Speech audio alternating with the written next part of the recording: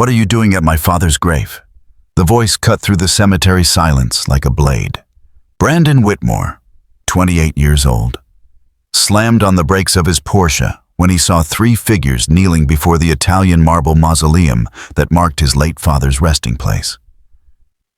Keisha Washington, 32, slowly raised her face, revealing eyes red from crying. Beside her, three identical 8-year-old boys, Tyler, Mason, and Dylan, clung to her legs, frightened by the aggressive interruption. "I asked what you're doing here," Brandon repeated, approaching with firm steps. His designer suit contrasted sharply with the family's simple clothes. "This is a private cemetery. You shouldn't be here." Keisha stood up slowly, wiping her tears. There was something about her posture, an unshakable dignity. Even facing hostility, "We have every right to be here," she replied firmly but controlled. "Your children have come to say goodbye to their father." Brandon let out a bitter laugh. "Their father?" "Ma'am, my father was Richard Whitmore, CEO of Whitmore Industries. What would someone like you have to do with him?" What Brandon didn't know was that Keisha had worked as Richard's personal assistant for 5 years. She knew every dirty secret of the company, every questionable deal, every document his father had desperately tried to keep hidden. More importantly, she knew exactly why Richard had changed his will a week before he died. "Look here," Brandon continued, pulling out his phone. "I'm calling security if you don't leave immediately. This is private property." Tyler, the boldest of the triplets, stepped forward. "Mr. Richard always said we were his special boys. He played with us every day at the office." Brandon's expression changed instantly. For the first time, he really looked at the boys' faces. The same piercing green eyes as Richard, the same distinctive Whitmore family chin, the same dimple on the left side that he himself carried. "That's impossible," Brandon muttered, his aggressive tone giving way to uncertainty. "My father would never—" Keisha opened her worn purse and pulled out a yellowed envelope. "He left this for you. He said that when the time was right, you would understand why he kept us secret all these years." Brandon took the envelope with trembling hands, immediately recognizing his father's elegant handwriting. As he read, his face grew progressively paler. The letter revealed not only that Richard had secretly recognized the triplets as his children, but also that he had left them 40% of his estate, a fortune of approximately $60 million. Even more shocking, Richard admitted that Brandon had never been his biological son, but only his adopted heir, raised to maintain social appearances. "This has to be a hoax," Brandon stammered, crumpling the letter. "A pathetic attempt at blackmail. Do you think you'll get money from my family with this ridiculous story?" But even as he spoke, Brandon couldn't stop looking at the boys. The resemblance was undeniable, disturbing, impossible to ignore. Brandon grabbed his phone furiously. "Michael, it's Brandon Whitmore. I need you to come to Riverside Cemetery immediately. We have a situation." Keisha watched with disconcerting calm, as if she had expected exactly that reaction. While Brandon paced nervously, she knelt again among the triplets, whispering reassuring words. "Mommy, why is that man angry?" asked Dylan, the most sensitive of the three. "Sometimes people get angry when they discover truths they would rather not know, sweetheart," she replied softly. "But the truth always finds a way to come out." 20 minutes later, a black Mercedes pulled up. Michael Harrison, the Whitmore family's lawyer for 15 years, got out looking extremely annoyed. At 52, he had built his reputation defending wealthy families in delicate situations. "Brandon, what's going on?" Michael asked, adjusting his glasses. "This woman showed up with these boys, claiming they're my father's children," Brandon gestured aggressively. She has a forged letter and is trying some kind of scam. I want you to sue her for everything. Michael approached Keisha with a condescending air. Ma'am, I am the Whitmore family's attorney. Any attempt at fraud will be prosecuted to the full extent of the law. Keisha slowly stood up, reaching for her purse and pulling out a binder. Mr. Harrison, I believe you should see this before making any accusations. She opened the folder, revealing not only Richard's original letter, but dozens of other documents. There were photos of the baby triplets with Richard, medical records of paternity tests performed years ago, emails exchanged between them discussing the boy's future, and even copies of monthly bank transfers Richard had made to savings accounts in the triplets' names. Michael examined the documents with growing discomfort, especially when he found his own signature authenticating some of them. His expression changed dramatically from condescension to confusion, then to contained panic. This is impossible, Michael muttered, recognizing documents he himself had prepared in absolute secrecy years ago. Richard never mentioned much, Keisha interrupted, her voice taking on firmness. As his personal assistant for 5 years, I had access to all his files, all his private meetings, all his special arrangements. Brandon snatched the documents from Michael's hands. These are elaborate forgeries. My father would never have children with a... He stopped himself, but the damage was done. With a what, Brandon? Keisha's voice was dangerously low. Finish the sentence. Let's hear who you really are behind that polite facade.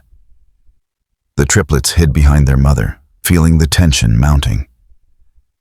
Tyler held his brother's hands, watching with eyes that seemed decades older than his 8 years. Listen here, Brandon exploded, completely losing composure. I don't know what kind of scam you're pulling, but my father built an empire. He would never associate with people like you. This is an insult to his memory. Michael tried to calm him down, but Brandon was out of control. I'm going to make this public. I'm going to expose this sham in every newspaper.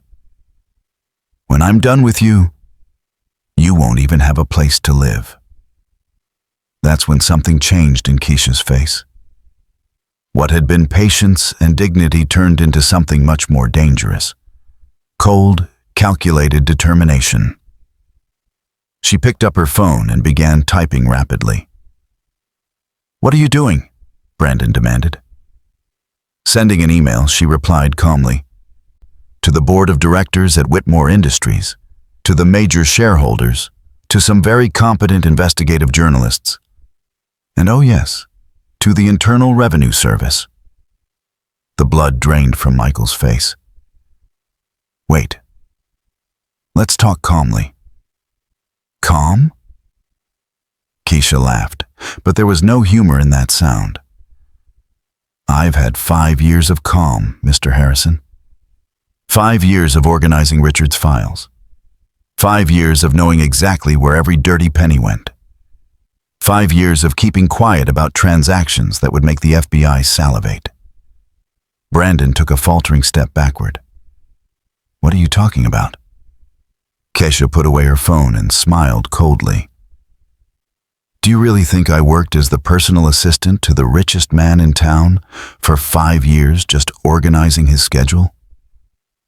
Do you think a black woman, a single mother, could keep a job like that just by being competent?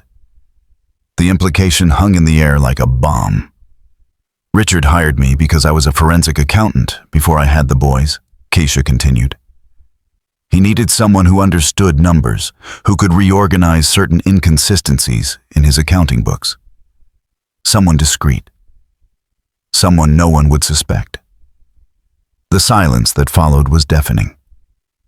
Now, Keisha said, checking her phone again, you have exactly 2 choices. First, you legally recognize my children as legitimate heirs, execute the will as Richard wished, and we all go on with our lives in peace. And the second option?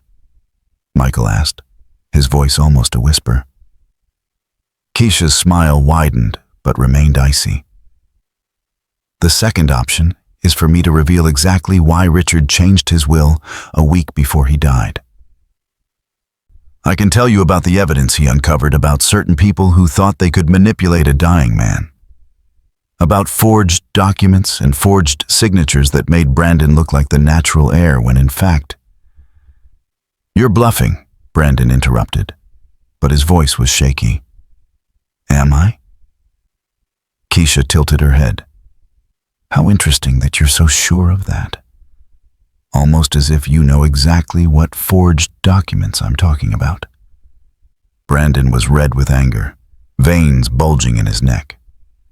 I don't know what kind of blackmail you're trying to pull, but my father would never... Your father? Keisha interrupted, emphasizing the word with sarcasm, discovered 6 months ago that someone was embezzling money from the company. Millions of dollars funneled through ghost contracts and shell companies. Imagine his surprise when he found out who was behind it. The silence was thick with tension. Michael had gone completely pale while Brandon alternated between confusion and growing fury. Keisha pulled out her phone and showed them an audio recording. Richard asked me to document everything discreetly. He had his suspicions, but he needed proof. As a forensic accountant, I knew exactly where to look. She pressed play. Richard Whitmore's unmistakable voice echoed in the quiet cemetery. Keisha, if anything happens to me before I can expose this publicly, I want you to have all the evidence. Brandon can't know I found out. Not yet. Brandon took a staggering step backward. This is fake. Digital manipulation. Is it? Keisha smiled coldly. How interesting that you're so sure of that. Almost as if you know exactly why Richard would be concerned about evidence tampering. At that moment, a black car approached. Detective James Rodriguez from the police department's financial crimes unit stepped out along with 2 federal agents. At 45, Rodriguez had an impeccable reputation for not being intimidated by money or influence. Ms. Washington, he greeted Keisha respectfully. We received your email with preliminary evidence. Very impressive documentation work. Michael tried to intervene. Detective, there's been a misunderstanding.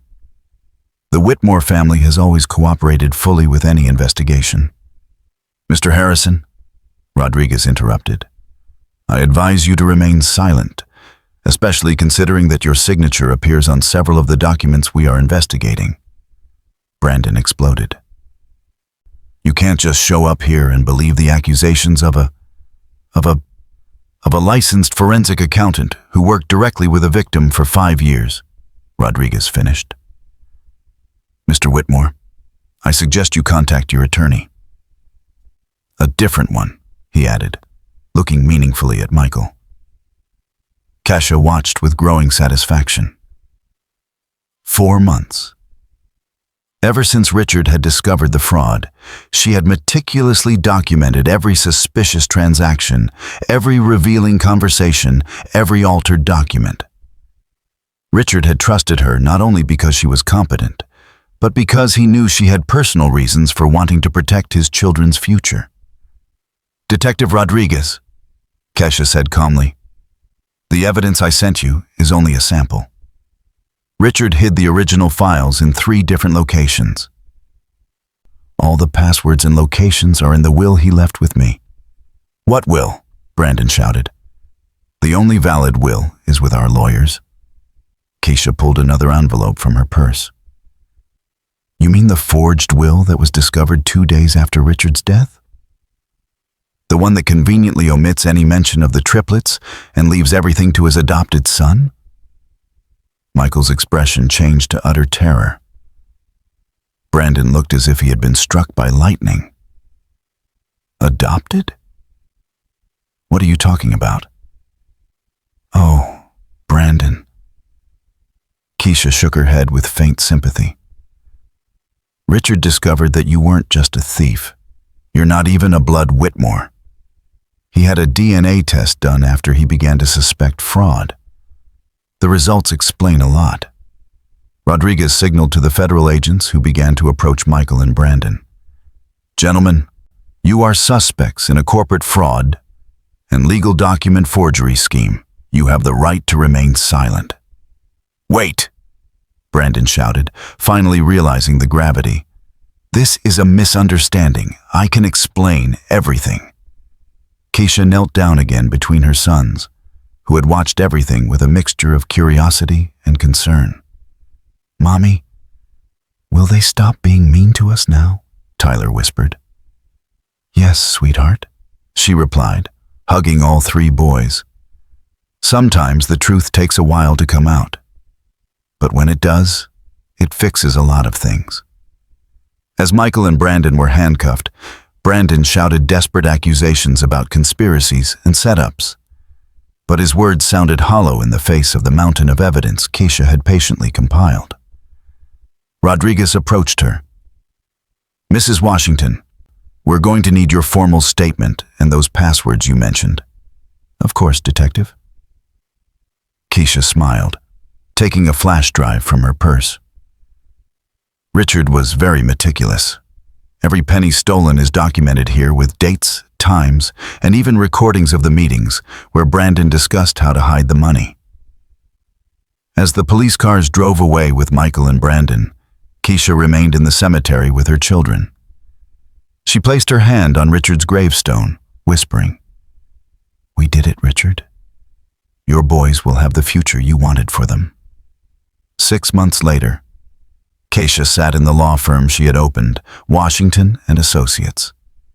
The irony was not lost on her. She now occupied the same building where Richard had built his empire, but this time defending victims of corporate fraud. Tyler, Mason, and Dylan played in the corner of the room, their private school uniforms contrasting with the humility Keisha made a point of maintaining.